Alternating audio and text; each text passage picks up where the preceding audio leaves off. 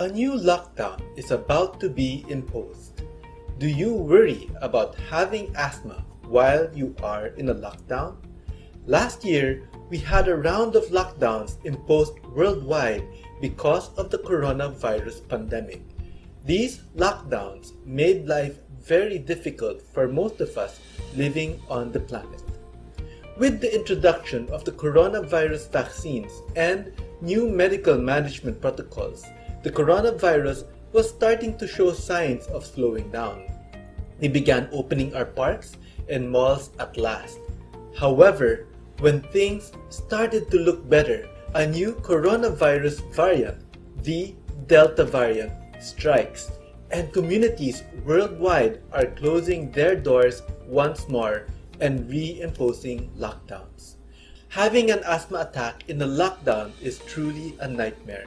Public transportation is difficult, and the simple act of wearing a mask for somebody who is already having a hard time to breathe is unbearable.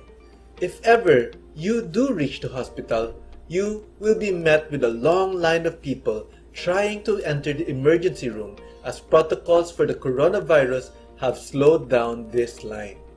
Asthma is already life-threatening and scary on its own. For a person living with asthma, living in a lockdown in the coronavirus environment can be a total nightmare. Last year, the lockdown caught us off guard. Don't let it catch you off guard this time. Stay tuned to learn what you need to do to prepare for asthma in a lockdown.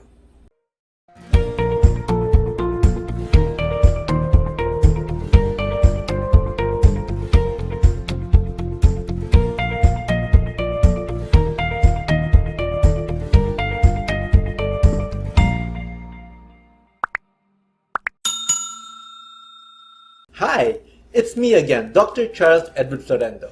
We had a lot of problems during the first lockdown implementation last year. We didn't have enough protective equipment, and we didn't even know how to treat the coronavirus in the best way possible. It was a terrible time, and many people with various medical concerns didn't know how to get medical care. People living with asthma, which comprises a staggering 300 million people worldwide, could not reach the hospital as freely as before. They were confused and didn't know what to do. Luckily today, we are a bit more prepared and know more of what we need to do. I'm going to tell you right now one of these things that you need to do. You can do it right now. Here is what you need to do. Please relax your shoulders, stretch it back like this, and click on this video's like and subscribe button. Clicking on that like and subscribe button will help me reach those 300 million asthma sufferers. So, if you have asthma, are you afraid of getting asthma while in quarantine? I know I certainly would be. So in this video, I have prepared some of the most invaluable tips for you.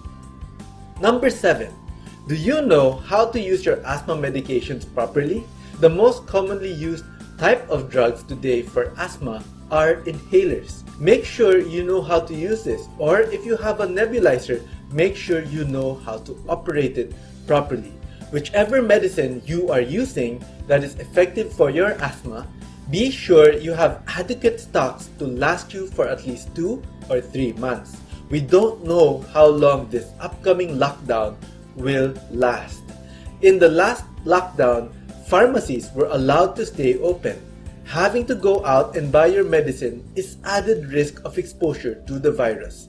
Many doctors would give out an asthma action plan. This plan tells you what to do in case of an asthma attack. Be sure you know what your plan is in case you get an attack. Number 6. Ensure that you keep your doctor's telehealth information readily available. When the pandemic started last year, most of my doctor friends weren't seeing their patients through the internet. We prefer seeing people in person, and I personally still like seeing people in person today. However, because of the difficulty of transportation and the heightened risk of COVID infections for my patients and ourselves, many more doctors today see patients through the internet. Seeing your doctor through a telehealth system is a convenient way to contact your doctor if you have an asthma attack. So while you still have time, make sure you have an updated computer with a good web camera and microphone, and that everyone in your house knows how to use it to contact your doctor.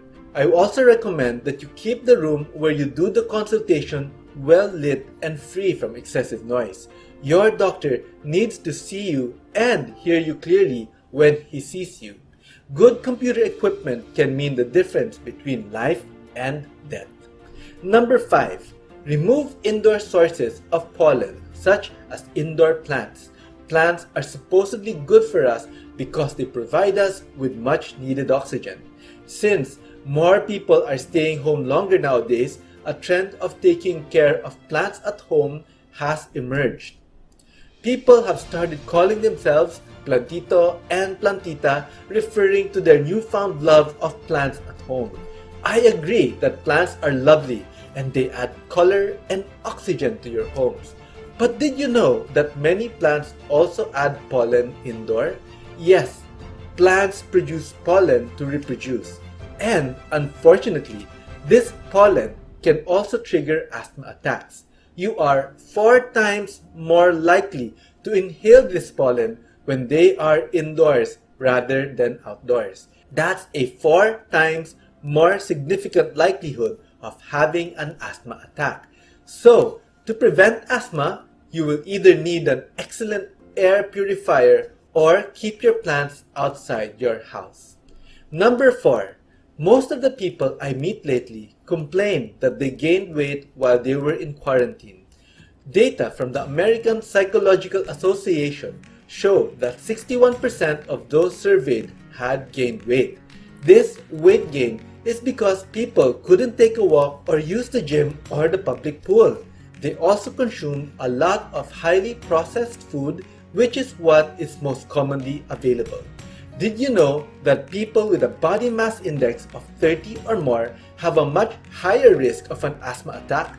Yes, only 7% of people with a normal BMI have asthma attacks, but this number increases to 11% in the obese population.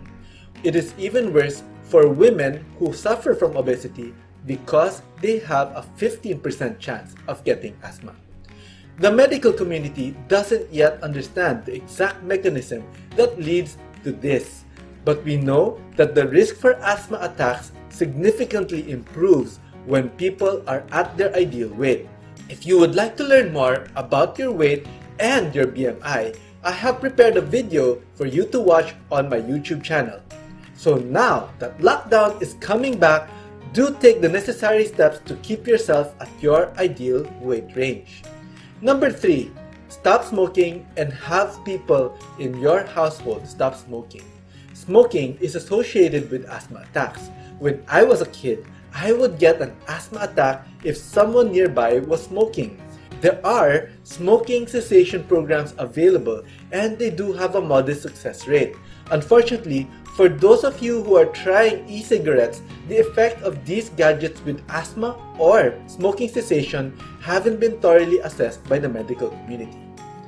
Number 2.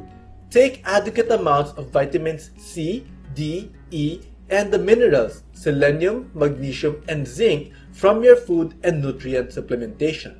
There are tons of different kinds of nutrients available. As far as asthma is concerned, these 3 vitamins and 3 minerals have the most convincing evidence. It is difficult and challenging to get fresh, high-quality food in a lockdown, so it's getting sunlight for vitamin D. These are the times when it is practical to get your nutrients from high-quality supplements.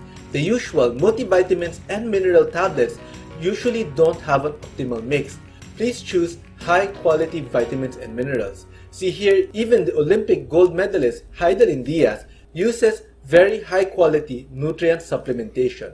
You may need to consult with your doctor or nutritionist passionate about nutrition to get the best results. And finally, we go to the number 1 tip that you need to know. Number 1, learn the breathing technique that can save your life.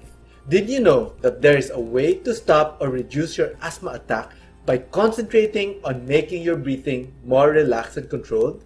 Can you imagine if you had an asthma attack and instead of reaching out for an inhaler, you concentrate on your breathing and your asthma attack will stop? My students and I have experienced this, and it is truly empowering. Typically, our first response to asthma is deep breathing. Deep breathing will make things worse. Instead of deep breathing, you need a relaxed, soothing type of breathing that will open up your airways naturally.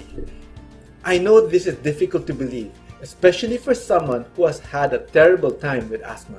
I highly recommend that you read more about it. Let's take a look at one of those trials here. This trial was conducted in Calgary, Canada, and published around 2008. Researchers taught the Buteyko method to the treatment arm who experienced improvement of asthma symptoms from 40 to 79%.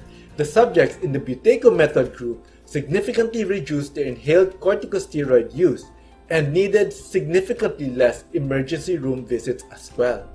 I have experienced better results for myself and my students. I teach a customized version which should give you an even better result. The results I have seen and experienced drives me to be passionate about teaching the Buteyko method. The Buteyko method is a world-renowned system that will make you master your asthma by being more sensitive to your breathing and to your body's needs. What do you think about the Buteyko method? Would you like to learn more about it? Type your thoughts in the comment section below. At the same time, I would like to invite you to my talk. Please see the links below to see the latest schedule of my live talks on this subject. See you there. I hope to see you in one of my future talks. See you there. Please click like and subscribe to my channel. If you know anybody with asthma, help me reach out to them. Together, we can save a lot of lives.